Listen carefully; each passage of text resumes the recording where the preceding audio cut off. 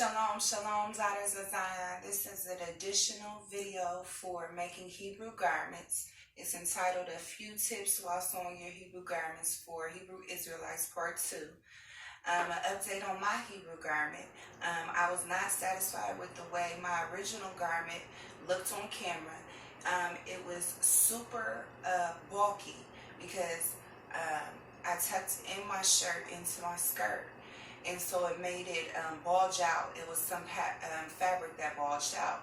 So what I suggest is that you leave your shirt out. But if you do want that tucked in look, what you could do is you could sew the bottom half or the bottom part of your shirt onto the top part of your waistband on your skirt. And that should give you that type of look as if it's tucked in, but not. And then you won't get that bulging out as far as the fabric.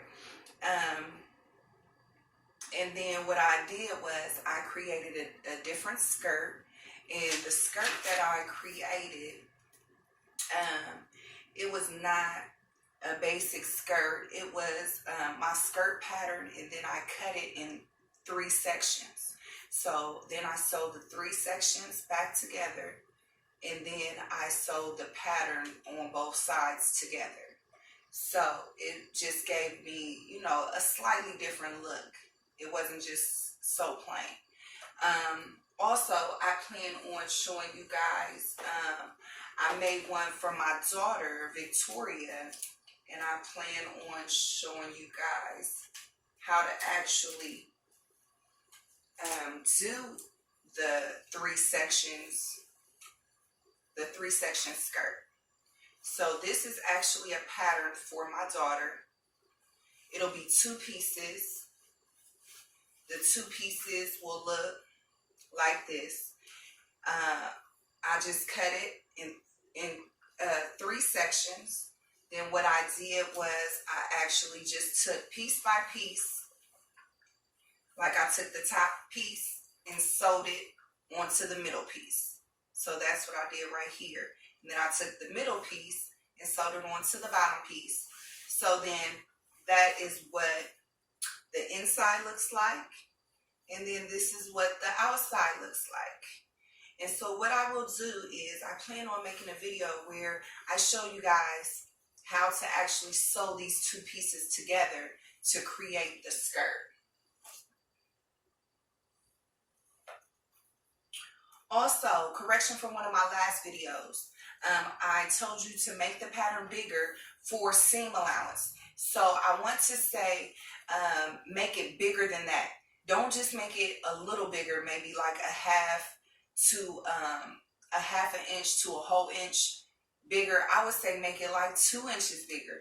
I mean, you got to make this pattern a little bit bigger than seam allowance because in America, we are so used to mixed fabrics. It is crazy. Like, I want to say even like our Hanes clothing, our Hanes underwear and t-shirts and things like that. I want to say those are not even 100% cotton because that's all I've been working with so far is 100% cotton.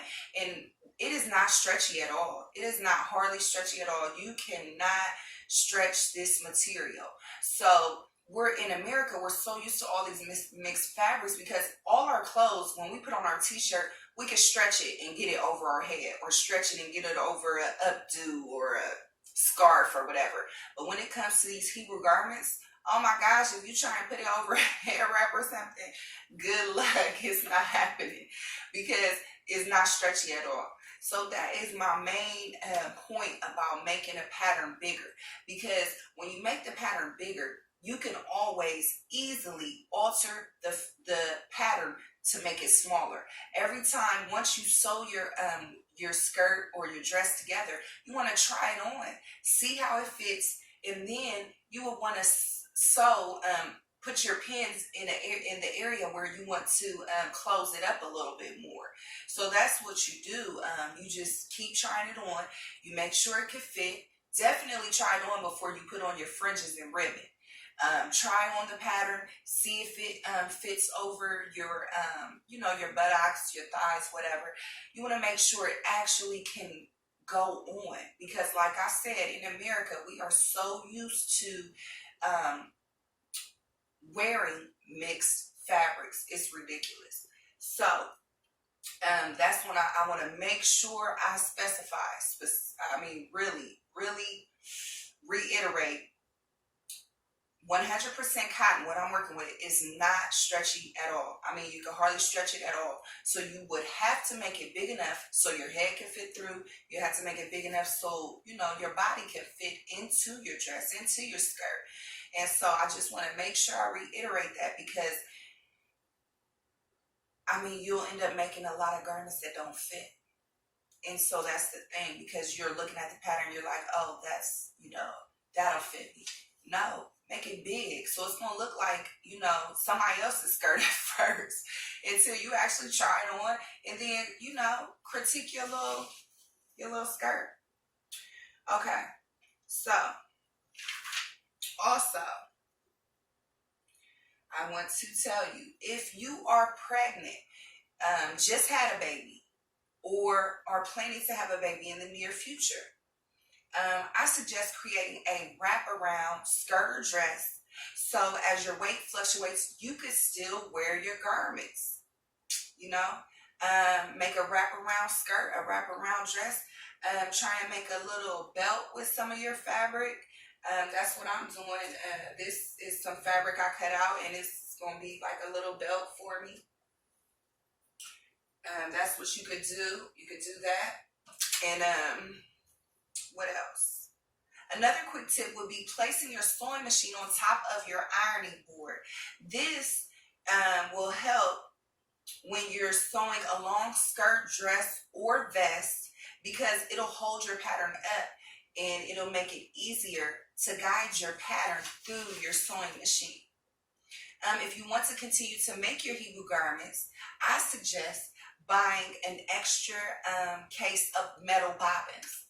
A metal bobbin looks like this. It looks like a little wheel, and you spin thread on it, and it'll be the bottom thread as you're sewing. It goes into this bottom case right here.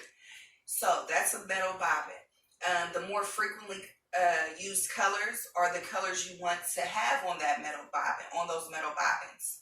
Examples would be the color threads that match your color fabric, fringes, ribbon, because sometimes your thread will show and you want it to match your garment. An example of that would be when you're sewing on your tekelek ribbon.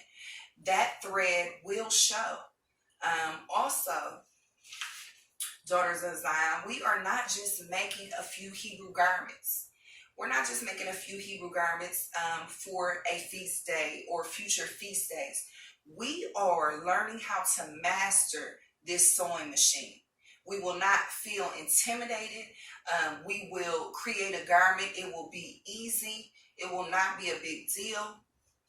So we can continue to create additional garments in hopes of eventually abiding by our Torah clothing laws every single day. So that is our plan. That is our goal. Hallelujah. I have made 2 videos so far in reference to fabric bond. They are on YouTube only, though. I did not post these videos to Instagram or Facebook. So if you want to check out, actually most of my Hebrew garment videos are only on YouTube. So if you're really interested, you're like, oh, she's pretty cool. If you're really interested in seeing, what I create, my garments, you want to subscribe to my YouTube channel, because most videos get posted there about our Hebrew garments are not going to be on YouTube, on Instagram and Facebook. So that's just a heads up. Also, let me see. Okay, this is also what I want to say about fabric bond. Fabric bond looks like this. This is what fabric bond looks like. It's a package I got right from the dollar store. It was $1 or $2 or something. And this is what it looks like. It looks like a roll of tape. So what it is it's an adhesive that will bond your fabric together without sewing your fabric, but just by ironing your fabric. So this is extremely helpful if ladies, you are interested in making your own head wraps, head scarves, or if you want to make your husband or son a meat tree. So that is helpful. And for, like I said in previous videos, it's super helpful when you have little seams like around your collar and your arm, your sleeve, little seams, because real skinny seams could possibly get jammed in your sewing machine. So that's why I tell you, this is really good. It's a really good helper, so that does not happen. And I would suggest buying like 2 and 3 packs of that, especially if you want to make your own head wraps and meat trees. Also, don't forget to backstitch. I know I often mention this, but this will make your garment more durable, where it'll last longer. You must backstitch at the beginning and ends of each seam that you sew. And that again is changing your thread tension dial from 4 to 9, so you will get a tighter thread, upper thread, when you sew. Also, when time permits, future videos that I will be posting to YouTube. Number 1 will be sewing elastic on the top of your waistband on your skirt. That is a video I think is important, and I want to do that. Number 2 is sewing a skirt pattern together. I showed you my daughter's skirt. I want to do a video to show you how to sew that skirt together. Number 3 would be creating a headscarf, which we would only be using, like I said before, I mentioned we will be using a fabric bond with an iron. We will not be using the sewing machine for that. Okay. And the last thing, ladies, remember, if you make a mistake, don't get discouraged. Get creative. Shalom, shalom, daughters of fire.